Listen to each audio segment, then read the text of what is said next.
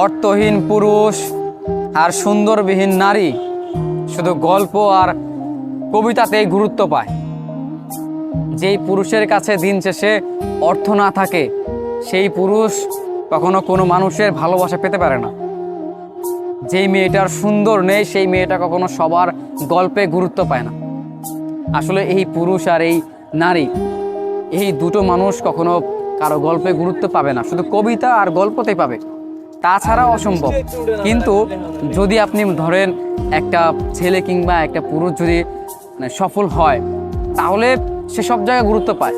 ঠিক তেমনি একটা মেয়ে যদি সুন্দর হয়, তার যদি সৌন্দর্য থাকে প্রচণ্ড, তাহলে দেখবেন তাকে ভালোবাসার জন্য কোনো ছেলের কমতি হবে না।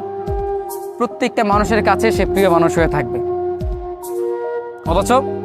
অথচ এই ছেলেটাই যদি প্রতিষ্ঠিত হতে না পারে, যদি অর্থহীন হয়, আর এই মেয়েটাই যদি সুন্দরবিহীন হয়, তবে দেখবেন কোনো মানুষের কাছে সে গুরুত্ব পাবে না, কোনো মানুষ তাকে ভালোবাসবে না। শুধু উপন্যাস, গল্প, কবিতায় তাদেরকে মানাবে। আমাদের বাস্তবতা হচ্ছে ঠিক এমনই। আমাদের চারপাশে আজ হয়তো সুন্দরবিহীন হাজারো মেয়ে খুঁজে পাবেন, অর্থহীন, চাকরিবিহীন, সাফল্যবিহীন ছেলে হাজারো খুঁজে পাবেন। তাদের গুরুত্ব, তাদের মর্ম শুধু ওই গল্পের পৃষ্ঠাতেই সীমাবদ্ধ। বাস্তবে তাদের কোনো স্থান নেই। আবার দেখেন, যেই ছেলেটার পকেট ভর্তি টাকা কিংবা যেই ছেলেটা প্রচণ্ড সামর্থ্যবান কিংবা প্রচণ্ড সফল, সেই ছেলেটাকে ভালোবাসার মতো কোনো মানুষের অভাব নেই।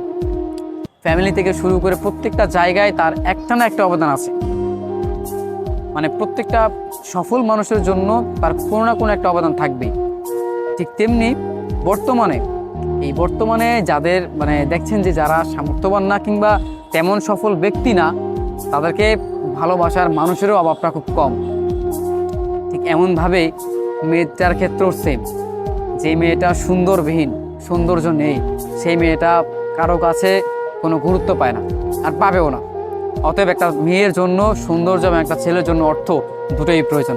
দুটোর একটাও যদি মিস হয় কিংবা একটা ছেলেটা যদি মিস হয় কিংবা মেয়েটা যদি মিস থাকে, তাহলে ধরে নেবেন তাদের গুরুত্ব কোথাও পাওয়া যাবে না, তাদেরকে কেউ মূল্যায়ন করবে না।